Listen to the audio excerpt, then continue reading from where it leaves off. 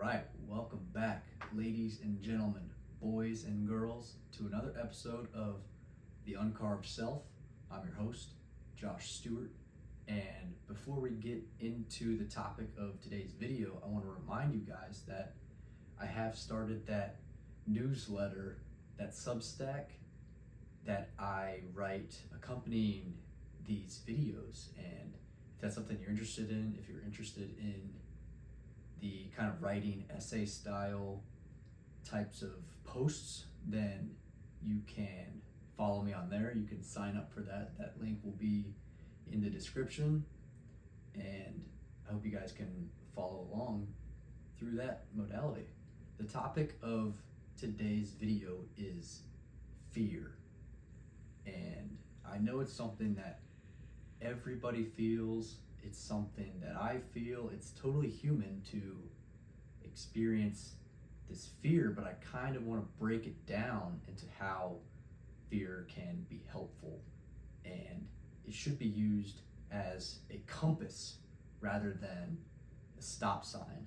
It's pointing in the direction of your soul's work, what you're truly called out to do. So Steven Pressfield, author of The War of Art, great book, by the way, if you haven't read it, I highly advise you to check it out. It's fantastic. There's so many things I pulled from it.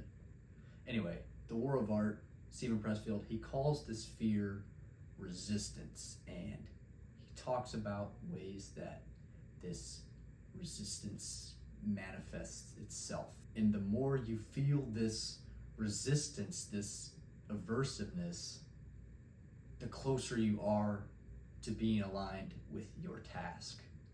Your mind will do anything it possibly can to prevent you from taking the plunge into the unknown. The mind is very comfortable where it's at. It likes being able to predict what is next. The voice in your head thinks it knows what's best for you.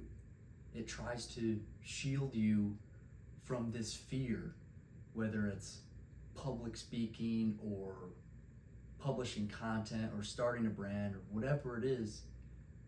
Your mind doesn't like that it doesn't know what's on the other side of the veil, right? It doesn't like not being able to compute, not being able to predict, not knowing what's coming next. Our brains evolved over millions of years, right? It evolved to keep us alive, and it's important to remember that when you feel this fear. A lot of problems in today's society, a lot of fears are psychological in nature, but they still activate our primitive defenses. Our fight or flight kicks in, and all the symptoms that are involved with that. It's important to recognize when this happens and you are able to control it. It's important to be mindful of your breath in these scenarios. It's important to bring a feeling of presence and really stay grounded in these moments and remember what's happening to you, and you have control over it.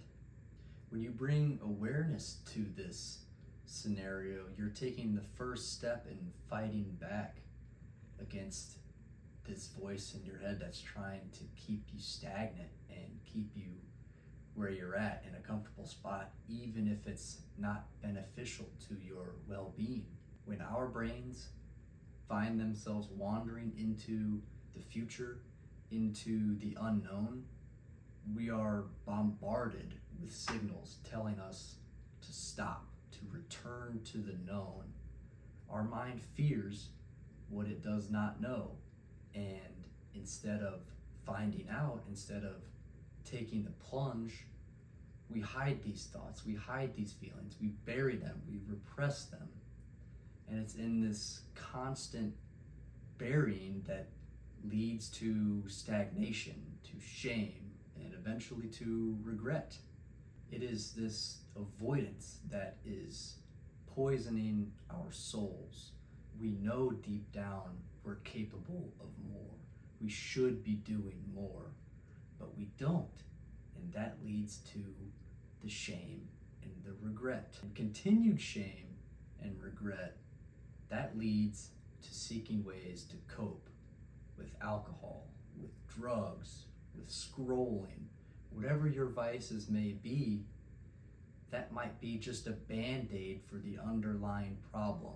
There's a saying that I heard that I absolutely love, and it's that continued suppression of expression leads to depression. I absolutely love that, and I think that is a common problem with a lot of us today. There are things we want to do. Deep down, we really, really desire to do these things, but we're scared to pull the trigger. And I think that is an ailment that a lot of us face. The remedy for that ailment is actually in the poison. It's leaning into that fear. It's taking that leap of faith. A lot of people suffer from paralysis by analysis, right? They live in their own heads and they overanalyze every situation, and they think of countless ways that it could go wrong, and they are humiliated, right? What if I fail? What if everybody makes fun of me? What if it doesn't work out? And to that, I say this: fear is an ocean that's a mile wide, but an inch deep. Another quote I heard that I absolutely loved, fantastic. I think it was Alex Hormozy that said that. It is excellent. Fear is an ocean that is a mile wide and an inch deep. Nothing's ever as bad as it seems, right? You just have to take the plunge. You have to try. We keep lying to ourselves saying, once I'm ready, I'll start. When in reality, it's once I start, then I'll be ready. You learn on the fly. The next stone in your path will only reveal itself once you've committed yourself to the one before it. Your first attempts at anything meaningful will be raw and uncertain. That's okay, because imperfect action will always trump no action at all. Do something, even if it sucks, just do it and it'll get better. You will learn. Showing up for yourself on a daily basis builds this authenticity within yourself that carries over to other facets of your life. You begin to build this evidence-based confidence within yourself when you do the things that you say you're gonna do. You can't have confidence without evidence. That's delusion. You need the evidence. You need to stack the evidence. You need to stack the proof, and that leads to confidence. Having confidence is key to eradicating this fear and chasing what you really want to do. And I will leave you with this. Stacking this proof rewires how your brain interprets fear, not as a stop sign, but as a compass. Go build something. Thank you for watching. Again, I have that newsletter if you guys are interested in the long form written content, then I strongly suggest you check that out. If you're not interested in it and the YouTube's just fine, that's fine with me. Make sure to like, subscribe. If you guys have any ideas of what you want me to cover next, drop that in the comment section below and I will put it on my list, all right? Thanks for watching, guys.